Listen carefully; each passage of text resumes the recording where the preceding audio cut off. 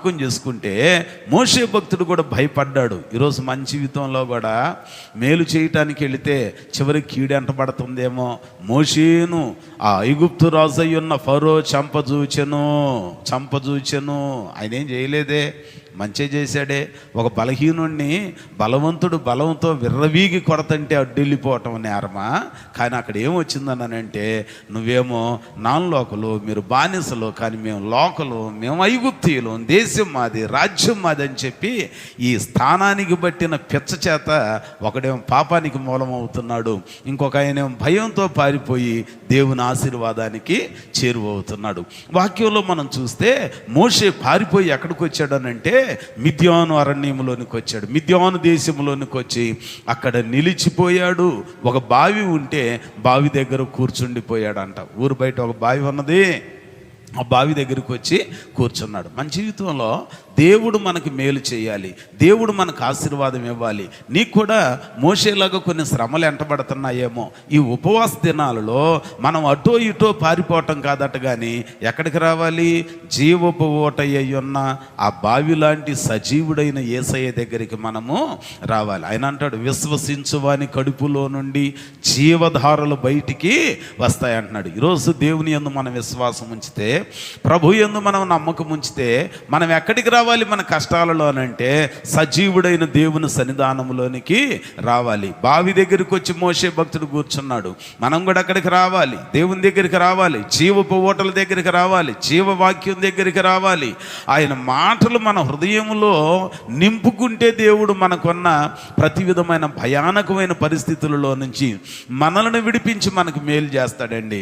మోషే భక్తుడు ఊరు బయట ఉన్న ఆ బావి దగ్గర కూర్చుంటే సాయంకాలం ప్రొద్దుగుంకే వేళట ఆ మందలన్నీ మేపుకొని మంద కాపరులు, గొర్రెలు, వాళ్ళకున్న పశువులు వాటన్నిటిని మేపుకొని ఇంటికి తోలుకొని వెళ్ళేటప్పుడు ఆ బావి దగ్గరకు వచ్చి వాటికి నీళ్లు తోడి పెట్టుకొని ఇంటికి తోలుకొని వెళ్ళటం అలవాటు. అయితే అందరూ వస్తున్నారు, మందలకి నీళ్లు పెట్టుకుంటున్నారు. కానీ ఇక్కడ ఇత్రో ఆ దేశానికి పెద్ద మనిషి అండి. ఆ దేశంలో ఇత్రో అని ఆయనకి 7 కుమార్తెలు ఉన్నారంట. ఎంతమంది అంటే అండి వాళ్ళు? 7 కుమార్తెలు. 16వ వచనంలో అంటాడు, మిద్యాను యాజకునికి 7 కుమార్తెలు ఉండిరి.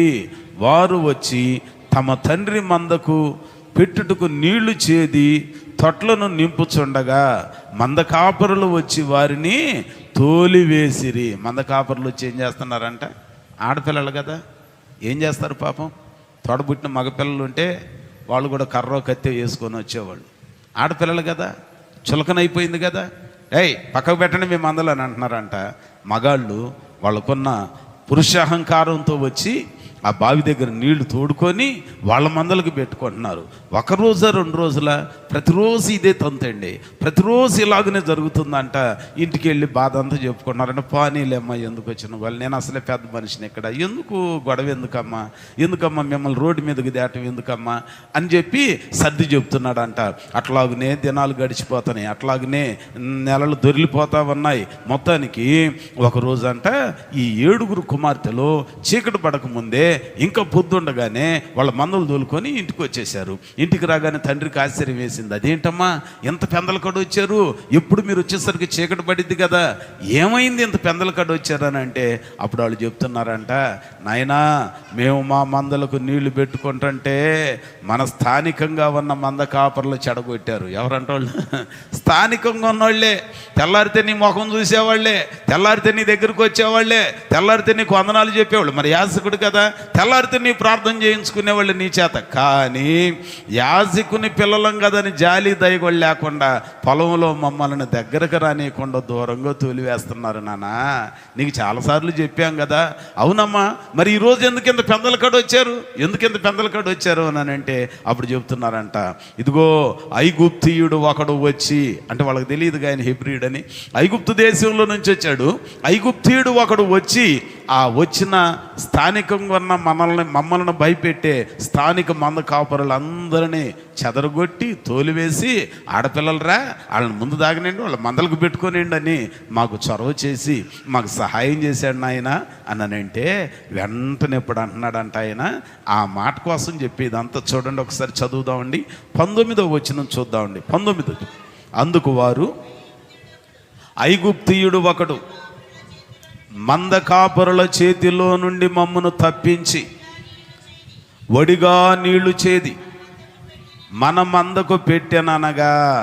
అతడు అంటున్నాడంట తన కుమార్తెలతో, అతడెక్కడ ఆ మనుషుని ఏల విడిచి వచ్చిద్దరు. చూచారా ఎంత మంచి మాట అండి.